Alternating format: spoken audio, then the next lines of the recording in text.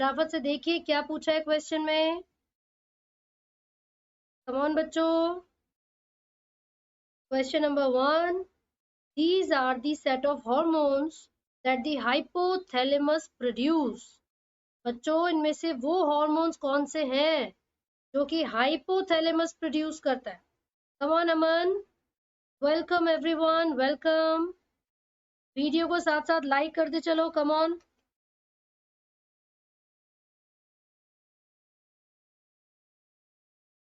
क्या लगता है आपको, विच वन इज करेक्ट?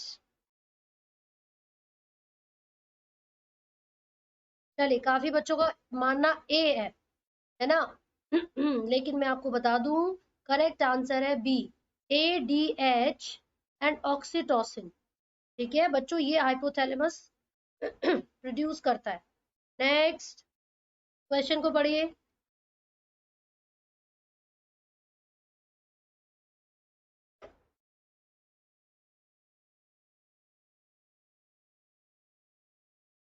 चलो पढ़ो। The stimulation of a muscle fibre by a motor neuron occurs at।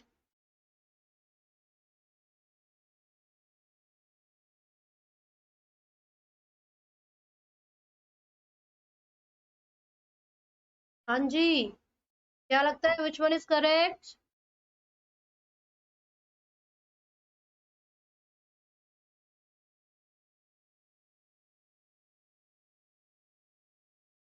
I am good Gaurav, thank you.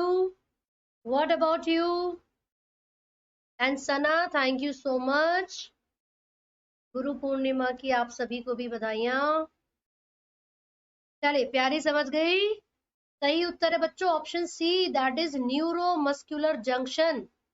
ठीक है, यहाँ पर ही स्टिमुलेशन होता है। नेक्स्ट, जो एफरेंट आर्टरियोल्स है या एफरेंट न्यूरॉन्स है बच्चों, ये सिग्नल को बॉडी के कौन से पार्ट से कहां तक लेकर जाते हैं? Afferent neurons. Come on Tahir, welcome.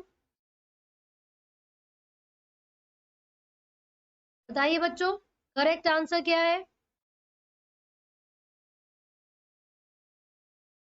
Thank you बच्चों, come on go for it. Afferent neurons signal को लेकर जा रहे हैं कहां से? Very good. रिसेप्टर से सेंट्रल नर्वस सिस्टम तक लाने का काम एफरेंट न्यूरॉन्स का होता है, ले जाने का इफरेंट न्यूरॉन्स। ये पढ़ के बताओ जरा, ये बताओ इसका करेक्ट आंसर क्या है?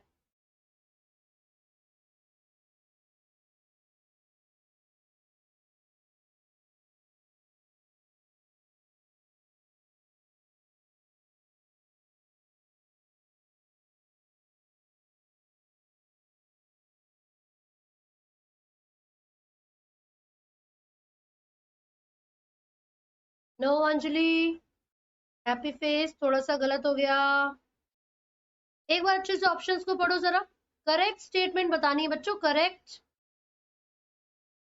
कोई बात नहीं खुशी, बताइए करेक्ट आंसर। नो विनोद।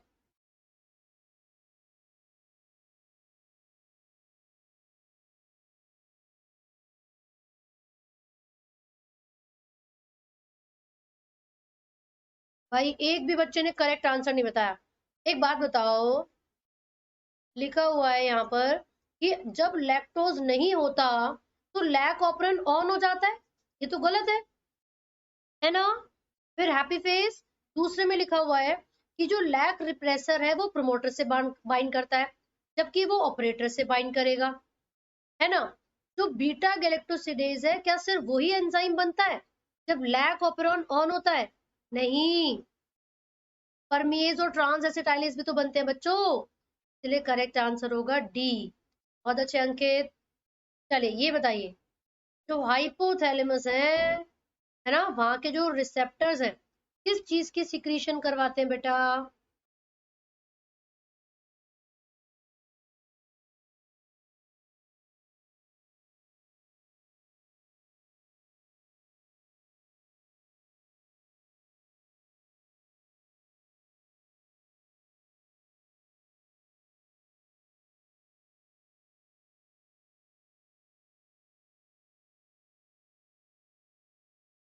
हाँ जी, वैरायटी ऑफ आंसर्स है ना। लेकिन अभी तो मैंने बताया था हाइपोथैलेमस में एडीएच एंड ऑक्सीटोसिन की सिक्रीशन होती है बच्चों, तो ये एडीएच को ही सिक्रीट करवाएगा। चलिए, अल्जाइमर डिजीज के लिए किसकी डिफिशियंसी रिस्पॉन्सिबल है?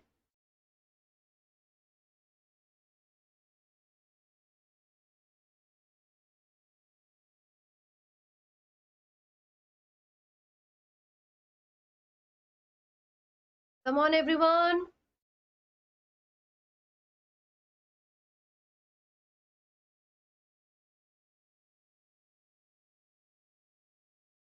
यस भूमिका, विच वन इज करेक्ट?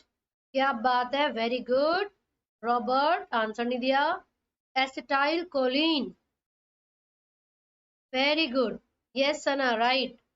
चलो ये बताओ, टेक्सोनोमिकल हायरार्की का क्या मतलब है बच्चों?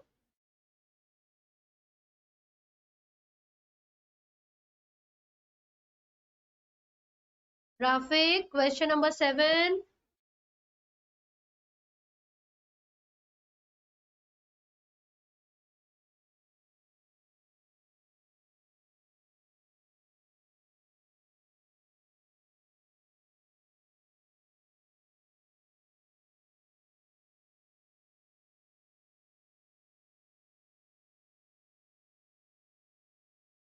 यस, क्या बात है।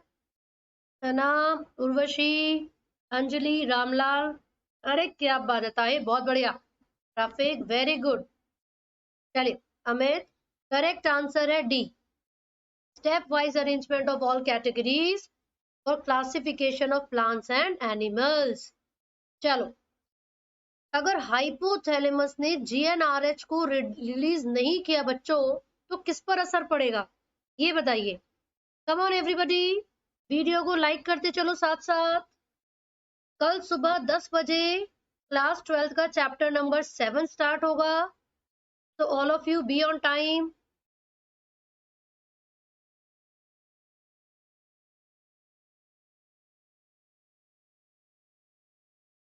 बच्चों जीएनआरएच की बात हो रही है, गोनेडोट्रोपिन रिलीजिंग हार्मोन, है ना।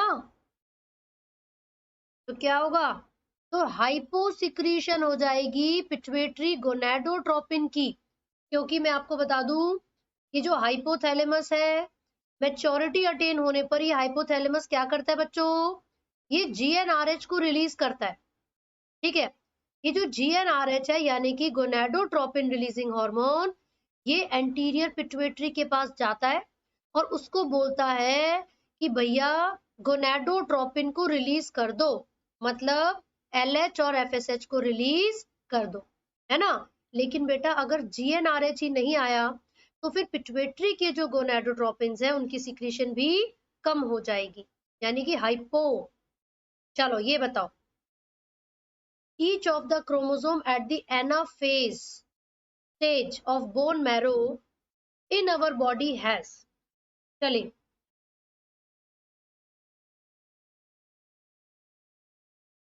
हर एक क्रोमोसोम में क्या प्रेजेंट होगा एनाफेज स्टेज पर?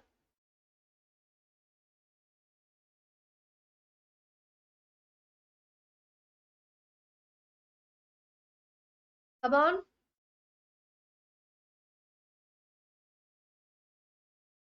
क्या लगता है बच्चों? No, very bad. या तो सी या फिर बी आंसर दिया बच्चों ने। Very good Bhola Yadav, very good. बच्चों ए करेक्ट है। आपको याद है कि जब एनाफेज होता है तो जो, ये देखो, सिस्टर क्रोमेटिड सेपरेट हो जाती हैं। ये 46 के 46 क्रोमोसोम्स यहाँ पर प्रेजेंट है मेटाफेज पर। लेकिन जब एनाफेज होगा तो एक क्रोमेटिड ऊपर और दूसरी क्रोमेटिड नीचे, राइट। तो एनाफेज में एक ही क्रोमेटिड होती है बच्चों। चलो, अगर एनाफेज 1 होता तो मतलब वो मियोसिस की बात कर रहे थे, तब वहां पर होमोलोगस क्रोमोसोम सेपरेट हो जाते। ठीक है, चलो, wow, voice weapon, congratulations, very good very good.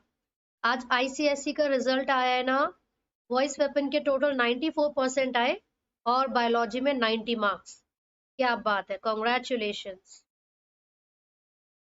चले, बहुत अच्छे। उम्मीद करती हूँ बाकी सभी बच्चों का भी अच्छा ही रिजल्ट आएगा।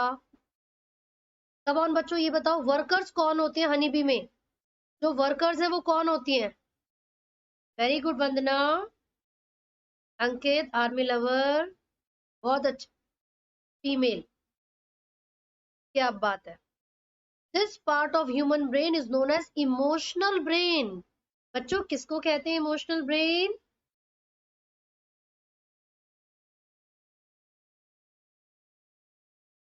थैंक यू वॉइस पेपन, थैंक यू।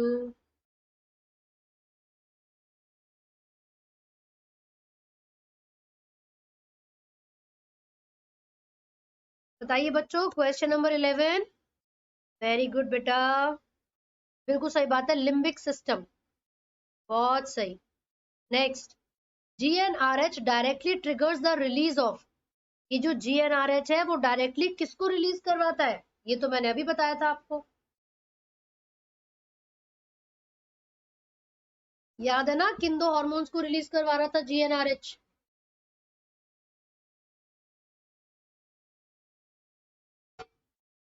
चलो बता दो जरा, देखिए किसमें कितना है दम और कौन है पानी कम।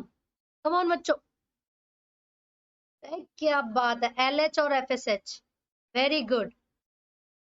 Next, first acts in taxonomy is. बच्चों सबसे पहला जो स्टेप होता है टेक्सोनॉमी में वो क्या है?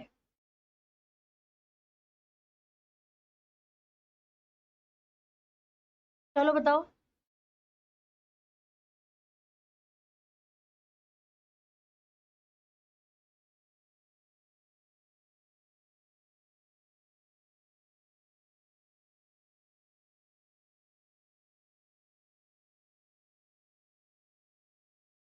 कम ऑन एवरीवन,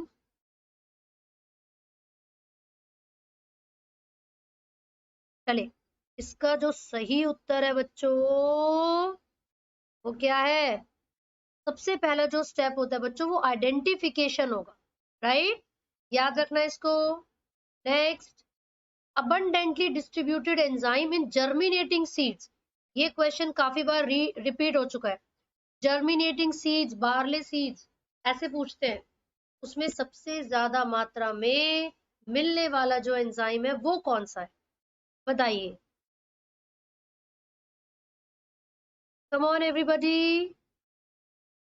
अरे वाह Rohu ji, very good, very good Khushi, बहुत अच्छे, बहुत अच्छे। In which typical stage are lampbrush chromosomes observe? बच्चों, लैम्ब ब्रश या फिर पॉलिटीन क्रोमोसोम्स, है ना, जिसमें एंडो रेप्लिकेशन होती है या फिर एंडो डुप्लीकेशन भी उसको कह सकते हैं। ड्रोसोफिला वगैरह के अंदर आपको ये देखने को मिलेगा। तो करेक्ट आंसर है बच्चों, नो रोहू, मियोसिस में दिखता है। तो करेक्ट आंसर क्या होना चाहिए? A, meiotic prophase, right. चलो, हाइपोथैलेमस हमारे ब्रेन का कौन सा पार्ट बनाता है? बच्चों hypothalamus, come on, come on, बहुत सिंपल है। अरे वाह, forebrain, very good Rafik, Rafiq sorry. ये बताइए, honey bee is of the greatest use to mankind as. भाई साहब, हनी बी हमारे लिए सबसे ज्यादा फायदेमंद है, ऐसा क्यों? बता दो। Come on everybody. No Pawan, no official, that's wrong. बच्चों यहाँ पर जो मेन आंसर होना चाहिए था वो होगा B, helps in cross pollination. इसी के रिजल्ट में तो हमें नए नए प्लांट्स मिलते हैं। चलो ये बताओ, असर्शन और रीजन आपको दिया हुआ है ना? इन दोनों को रीड करके फिर बताइए करेक्ट आंसर क्या है। चलो, कम ऑन बच्चों, वीडियो को लाइक करते चलो साथ साथ। कम ऑन एवरीबॉडी।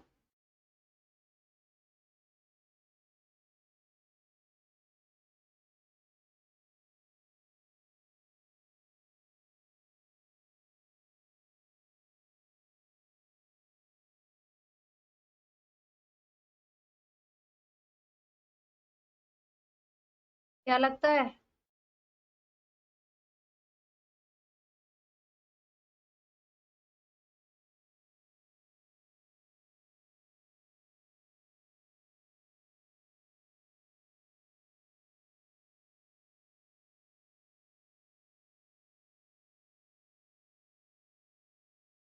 करेक्ट आंसर होगा बच्चों डी, ए ट्रू है, और रीजन जो है वो क्या है, गलत है।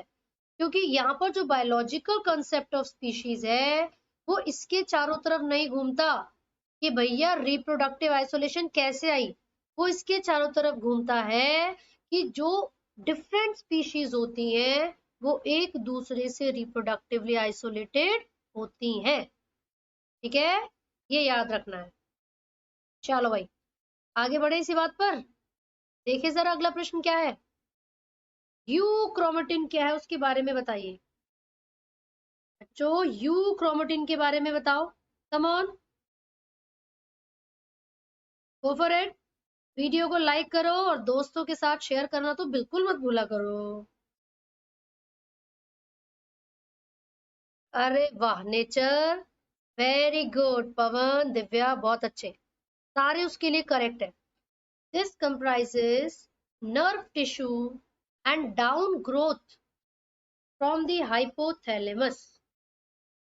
क्या पूछना चाह रहे हैं बच्चों, ये किसके बारे में बात हो रही है? वो कौन सा ग्लैंड है जो कि हाइपोथैलेमस के कंट्रोल में है? मतलब उसको सिग्नलिंग नर्व टिश्यू कहाँ से मिल रहा है? हाइपोथैलेमस से मिल रहा है। बता दो। 20 more questions to go. Total 40 questions है बच्चों हमारे पास।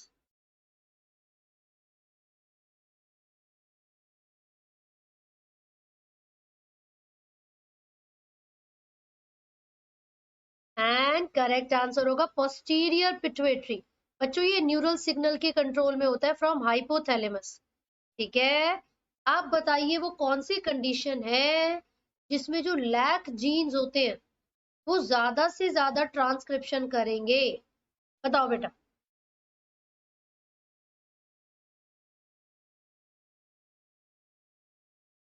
Come on.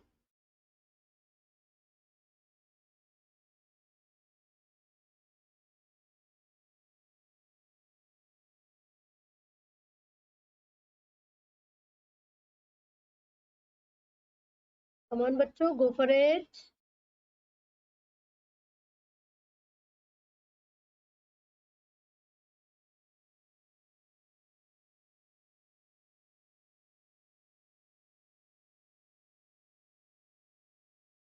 चलिए बेटा, इसका करेक्ट आंसर मैं आप लोगों को बता देती हूँ। इसका सही उत्तर होगा ए। जब लो ग्लूकोज होगा और लैक्टोज ज्यादा, तभी लैक ऑपरन अपनी हाई स्पीड पर चलेगा, है ना। बच्चों फिर से वो क्वेश्चन आ गया, हार्ट बीट को कौन सी क्रेनियल नर्व रेगुलेट करती है? जब क्वेश्चन वही है तो आंसर भी वही होगा। याद करो क्या आंसर था। कमॉन बच्चों, बताइए मुझे।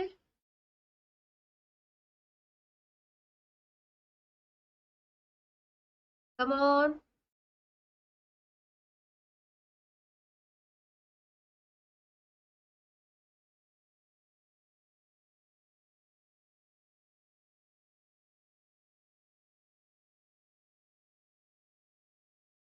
And the correct answer is D, 10th vagus nerve.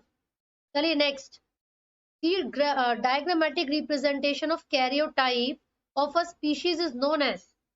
जो क्रोमोसोम की अरेंजमेंट है, मतलब कैरियोटाइप की अरेंजमेंट है, उसको क्या कहा जाता है बच्चों?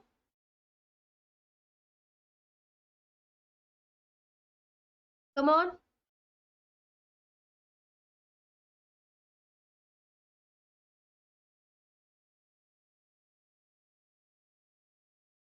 ट्राई करो।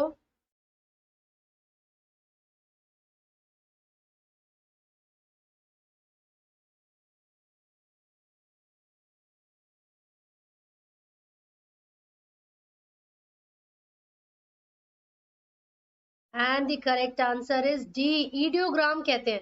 जैसे मान लो आपने क्लाइन फिल्टर का कैरियोटाइप लिखा बच्चों, 44 + XXY। है ना।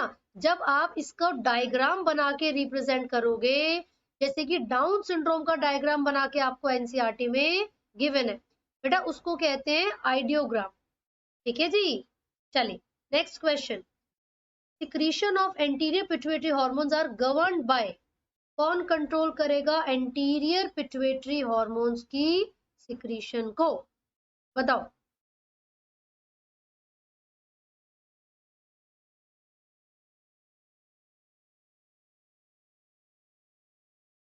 बताइए।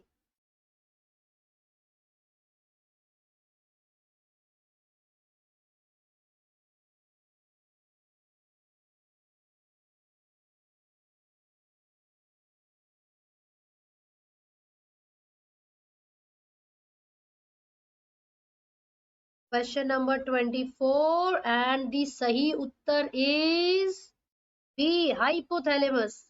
वेरी गुड बच्चों, very good, hurry up, speed बढ़ाओ। The bee carries the pollen back to its colony on. बच्चों जो पॉलन पॉलन होता है ना, पॉलन, उसको जब हनी भी अपने कॉलोनी में वापस लेकर जाती है तो कहां पर कैरी करके लेके जाती है, ये बताओ। Come on.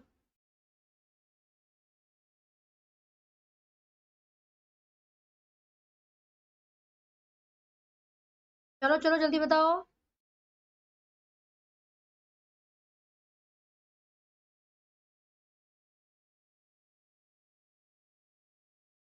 Come on.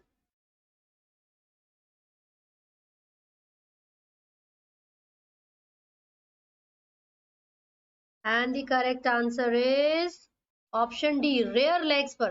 Front मतलब आगे वाली, रेयर मतलब पीछे वाली जो लेग्स है, साइड में जो होंगी उनके थ्रू वो कैरी करती हैं बच्चों। राइट। ये बताइए, जो रेगुलेशन ऑफ सेल एक्टिविटी है वो किसकी मदद से होती है बेटा।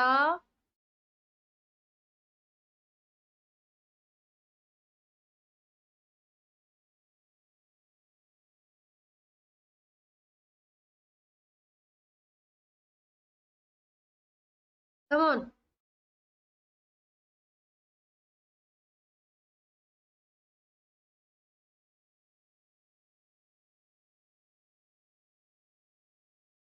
क्या लगता है। सही उत्तर है बच्चों ऑप्शन बी, एनर्जी की तो जरूरत है ना सेल्स को एक्टिविटी परफॉर्म करने के लिए। चलिए, जो बीटा ऑक्सीडेशन है फैटी एसिड्स की, यानी कि ऑक्सीजन की प्रेजेंस में फैटी एसिड्स का ब्रेकडाउन होना, ये कहां पर होता है बच्चों, बताइए। कौन, टेल मी। अरे क्या बात है, इंटेलिजेंट हो गए हो तुम लोग मेरे साथ रह रहे के, लेकिन थोड़ा थोड़ा गड़बड़ भी कर रहे हो। अच्छे से ऑप्शंस को पढ़ो बेटा, जो power house of the cell है ना वहीं पर होता है। अब बता दो क्या आंसर होगा।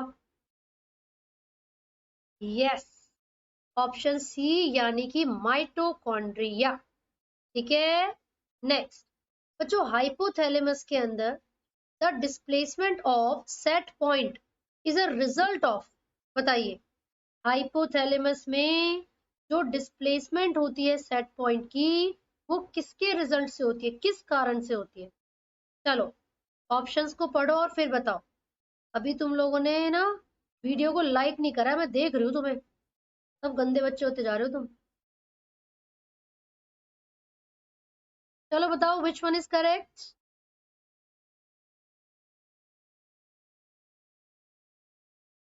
ओके, इसका आंसर तो कुछ ही बच्चों को आता है।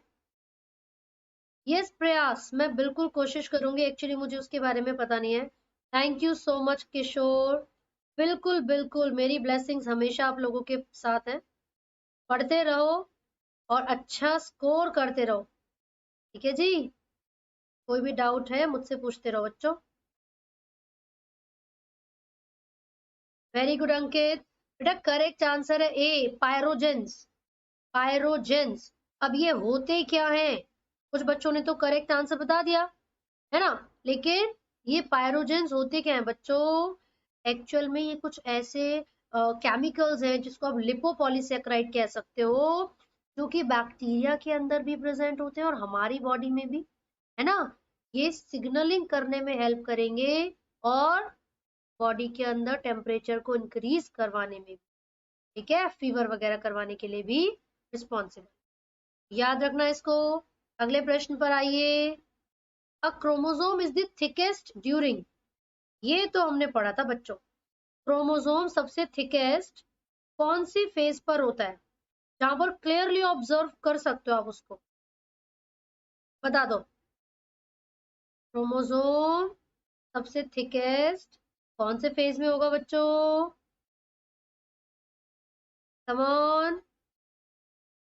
बड़ा कंट्रोवर्शियल सवाल है। अच्छा जी ये तो बहुत आसान है।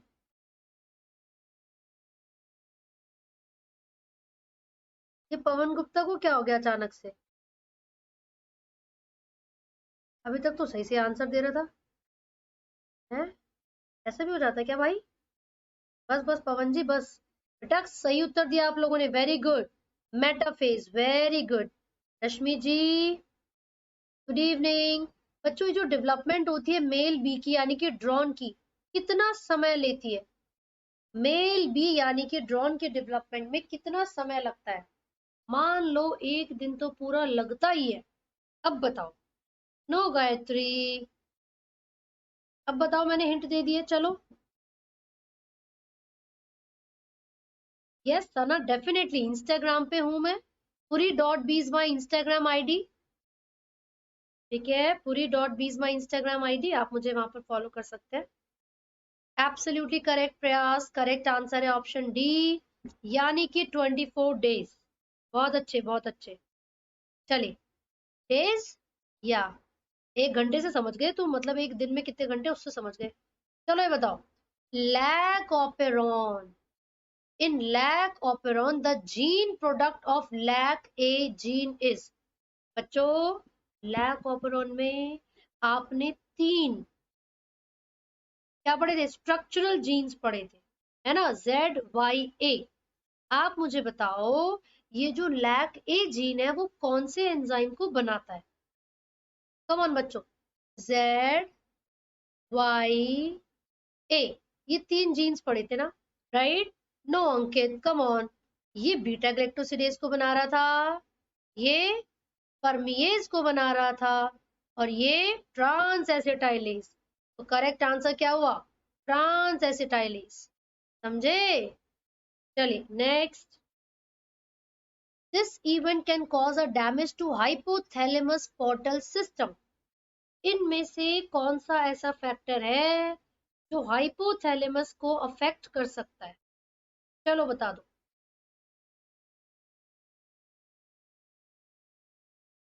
कम ऑन बच्चों, गो फॉर इट। क्या बात है अमन, वेरी गुड। रोहू करेक्ट आंसर बी है, करेक्ट आंसर बी है। थायराइड स्टिमुलेटिंग हार्मोन, ये अफेक्ट कर देता है मेटाबॉलिज्म को और बहुत सारी एक्टिविटीज को, है ना? तुम्हारा मैंने मैसेज भी देखा था रोहू, इंस्टाग्राम पे। वो क्वेश्चन तो हमने पहले भी डिस्कस किया है, तुम कंफ्यूज कैसे हो गए उसमें? है, इतना आसान प्रश्न।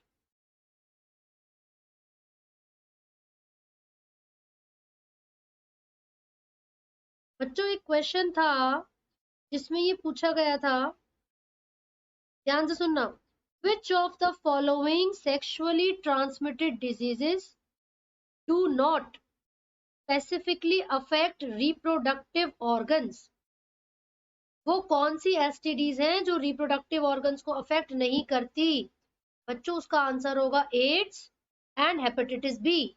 एक बात बताओ, अगर ये बीमारी ब्लड ट्रांसफ्यूजन से हो रही है तब थोड़ी ना ये रिप्रोडक्टिव ऑर्गन्स को अफेक्ट करने वाली है, मेरा मतलब है रिप्रोडक्टिव स्ट्रक्चर्स को, ठीक है? तो इसका आंसर होगा hepatitis B and AIDS, right बच्चों? चलो अगला देखिए। एक और क्वेश्चन पूछ लेती हूँ जरा, जो रोहू ने पूछा था इंस्टाग्राम पे। वो ये था बच्चों, specialised health care units help in diagnosis and corrective treatment of disorders which result in fertility. However, when such connections are not possible, couples are advised। चलो बताओ बच्चों, कई बार ऐसा होता है डायग्नोसिस करने पर करेक्टिव ट्रीटमेंट हो जाता है काफी सारे डिसऑर्डर्स का, है ना, जैसे कि इनफर्टिलिटी का। बट अगर कुछ करेक्शन नहीं हो पाया तो कपल्स को क्या एडवाइस दिया जाएगा? इन विट्रो फर्टिलाइजेशन कर लो, आर्टिफिशियल इंसेमिनेशन कर लो, इन वीवो फर्टिलाइजेशन, या ऑल ऑफ द अबव। क्या लगता है बच्चों, क्या आंसर होना चाहिए? बच्चों, आंसर होना चाहिए इन विट्रो फर्टिलाइजेशन, है ना। वैसे कर तो कुछ भी सकते हैं, लेकिन जो इन वीवो फर्टिलाइजेशन है वो तो नॉर्मल कंडीशंस में होती ही है। और आर्टिफिशियल इंसेमिनेशन हम तब सजेस्ट करते हैं जब लो स्पर्म काउंट हो, है ना। लेकिन हम स्पेसिफिकली यहाँ पर क्या बोलेंगे बच्चों? आंसर क्या होगा? In vitro fertilisation. ठीक है, याद रखिएगा बच्चों। चलो आगे बढ़ रहे हैं हम। Question number 33, very short arm and very long arm. अगर किसी क्रोमोसोम में एक वेरी शॉर्ट और एक वेरी लॉन्ग आर्म प्रेजेंट है तो किस तरीके का क्रोमोसोम है बच्चों ये? बता दो जरा, कम ऑन।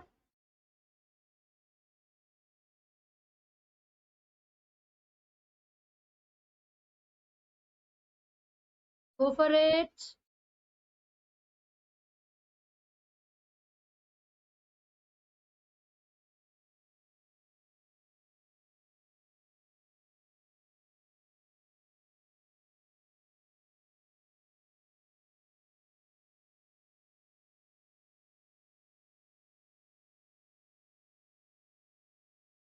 बेटा एक्रोसेंट्रिक, सबसे पहले मेटासेंट्रिक होता है ना। उसके अंदर क्या होता है, अपर और लोअर दोनों आर्म्स लगभग सेम है, क्योंकि जो सेंट्रोमेयर है वो लगभग मिडिल में ही प्रेजेंट है।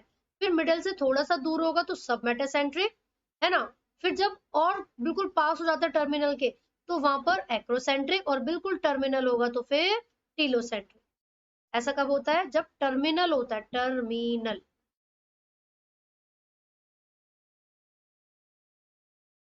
ठीक है जी, चलिए आगे बढ़ रहे हैं। Next, Nissl's granule present in the neurons are made up of. बच्चों, निसल ग्रेन्यूल्स किससे मिलकर बने हैं?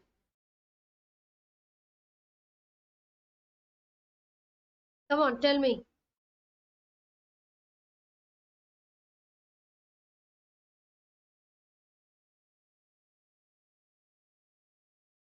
बहुत सिंपल है और काफी बार पूछा जाता है।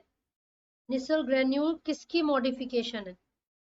तो आप लोगों को बताना है भाई साहब, किसकी मॉडिफिकेशन है बच्चों Nissl granules?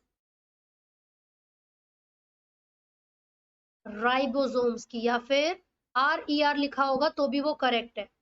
Next, lac operon is an example of. बच्चों, जो लैक ऑपेरॉन है वो किसका एग्जाम्पल है? क्या सिर्फ पॉजिटिव रेगुलेशन होगी, सिर्फ नेगेटिव होगी, दोनों होगी, या कभी पॉजिटिव कभी नेगेटिव? ये भी मैंने पढ़ाते समय याद दिलाया था आपको। चलो बताओ, come on everybody. And the correct answer is both positive and negative. ये डिपेंड करता है एब्सेंस या प्रेजेंस ऑफ लैक्टोज पर। चलिए ये बताइए, तो रिपीटेड क्वेश्चन है बेटा, इनमें से कौन सी एक्टिविटी अफेक्ट कर सकती है हाइपोथैलेमस पोर्टल सिस्टम को? क्या आंसर था बच्चों इसका? बिल्कुल समर्थ, आपने करेक्ट बताया। इसका आंसर देखो, बर्नौली ने बिल्कुल सही बोला है। क्या बात है। नो व्हीकल ड्राइविंग, आपका ध्यान नहीं है। अभी मैंने बताया था बच्चे, इसका आंसर है TSH की डिक्रीज्ड सिक्रीशन, है ना। यस रोहू, बीच बीच में थोड़े क्वेश्चंस के आंसर गलत हो रहे भाई, थोड़ा सा ध्यान। चलो ये बताओ, least level of chromosomal organisation. ये तो आसान है बेटा, ट्राई करो। Least level of chromosomal organisation. हाँ जी सौरभ, बताओ। 37 नंबर ऑफ क्रोमोसोम, मतलब क्वेश्चन पे आ गई मैं। 3 क्वेश्चन ही बचे हैं बस। बिल्कुल थारा भाई जोगिंदर, बिल्कुल सही उत्तर दे रहे हैं आप। हाँ रॉबर्ट, ऐसा भी कर सकते हैं, कोई दिक्कत नहीं है। Very good Ankit, nucleosome is absolutely correct. बच्चों आपको याद होगा मैंने बताया था कि जो डीएनए है वो नेगेटिवली चार्ज है, राइट? और यूकैरियोट्स के अंदर पॉजिटिवली चार्ज हिस्टोन प्रोटीन्स होते हैं, है ना भाई? Histone octamer. तो जब ये नेगेटिवली चार्ज डीएनए इस हिस्टोन ऑक्टामर के चारों तरफ रैप होगा तो वो न्यूक्लियोसोम बनाएगा, राइट? अब ये जो न्यूक्लियोसोम है बच्चों, आगे चलकर फिर वो बीड्स ऑन स्ट्रिंग वाली अपीयरेंस आएगी, है ना? तो मतलब क्रोमाटिन बनेंगी। फिर बच्चा वो क्रोमाटिड्स बना देते हैं एंड देन क्रोमोसोम। तो सबसे लीस्ट लेवल है न्यूक्लियोसोम और सबसे ज्यादा कॉम्प्लेक्स लेवल होगा क्रोमोसोम, राइट? ये बताओ इनमें से कौन सा लिपिड से डिराइव्ड है, लिपिड से मिलकर बना हुआ है? चलो ये बताओ, कम ऑन।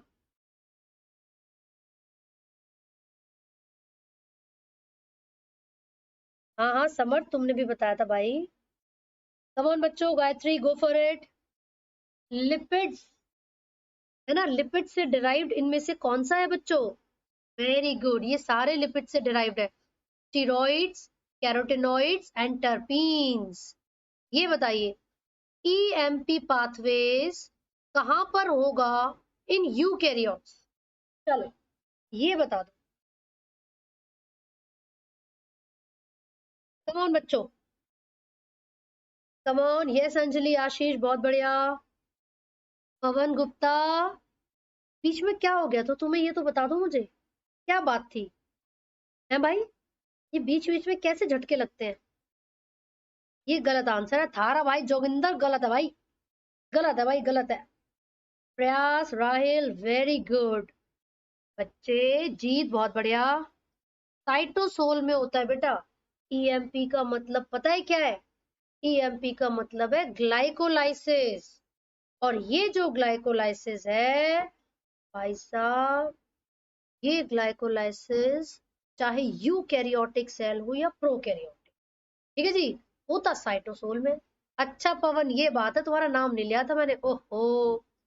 चलो ये लास्ट क्वेश्चन है, सही उत्तर दे दोगे तो तुम्हारा नाम ले लूंगी मैं, ठीक है? चलो ये बताओ, कमान बच्चों, sigma factor is a component of, ये जो सिग्मा फैक्टर है इन चारों में से किससे जाके चिपक जाता है वो? ये बता दो, come on everyone. Last question है ये आज का, फटाफट से ऑप्शंस को पढ़िए।